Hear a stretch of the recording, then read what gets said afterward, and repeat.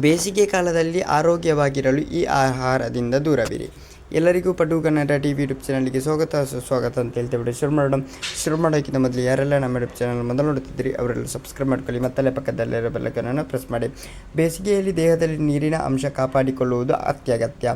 ಉತ್ತಮ ಆಹಾರ ಕಾಪಾಡಿಕೊಳ್ಳಲು ಬೇಸಿಗೆ ಕೆಲ ಆಹಾರಗಳಿಂದ ದೂರವಿರುವುದು ಉತ್ತಮ. ಇಂತಹ ಆಹಾರ ಯಾವುದು? ಬೇಸಿಗೆಯಲ್ಲಿ ಆರೋಗ್ಯದ ಬಗ್ಗೆ ಜಾಗರೂಕರಾಗಿರಬೇಕು, ಏಕೆಂದರೆ ಈ ಸಮಯದಲ್ಲಿ ಆರೋಗ್ಯ ಸಮಸ್ಯೆಗಳು ಹೆಚ್ಚಾಗಿ ಬರುತ್ತದೆ. ಬೇಸಿಗೆಯಲ್ಲಿ ಕೆಲವು ಆಹಾರ ನಿರ್ಜಲೀಕರಣಕ್ಕೆ ಕಾರಣವಾಗಬಹುದು. ಇದರಿಂದ ನೀವು ಅನಾರೋಗ್ಯಕ್ಕೆ ಒಳಗಾಗುತ್ತೀರಿ, ಅನೇಕ ಬಾರಿ ಆಸ್ಪತ್ರೆಗೆ ಹೋಗಬೇಕಾಗುತ್ತದೆ. ಈ ಋತುವಿನಲ್ಲಿ ಆರೋಗ್ಯವಾಗಿರಲು ಕೆಲವು ಆಹಾರಗಳಿಂದ ದೂರವಿರಿ. ಅವು ಯಾವುದು ನೋಡೋಣ ಬನ್ನಿ.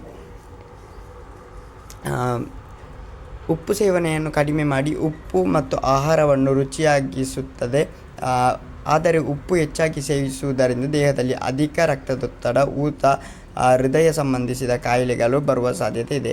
ಟೀ ಕಾಫಿ ಟಾಟಾ ಹೇಳಿ. ಟೀ ಕಾಫಿ ಕುಡಿಯುವವರು ಬೇಸಿಗೆಯಲ್ಲಿ ಕೂಡ ಅವುಗಳನ್ನು ಬಿಡುವುದಿಲ್ಲ. 1-2 ಕಪ್ಗಳವರೆಗೆ ಓಕೆ, ಅದಕ್ಕಿಂತ ಜಾಸ್ತಿ ಟೀ ಕುಡಿಯುವುದರಿಂದ ಅಪಾಯ ತಪ್ಪಿದ್ದಲ್ಲ ಅಂತಲೇ ಹೇಳ್ಬೋದು. ಇದು ದೇಹದ ಬಿಸಿಯನ್ನು ಹೆಚ್ಚಿಸುತ್ತದೆ. ಟೀ ಕಾಫಿಗೆ ಬದಲಾಗಿ ನಿಂಬೆ ರಸ, ಮಜ್ಜಿಗೆ ಕುಡಿಯಿರಿ ಅಂತಲೇ ಹೇಳ್ಬೋದು.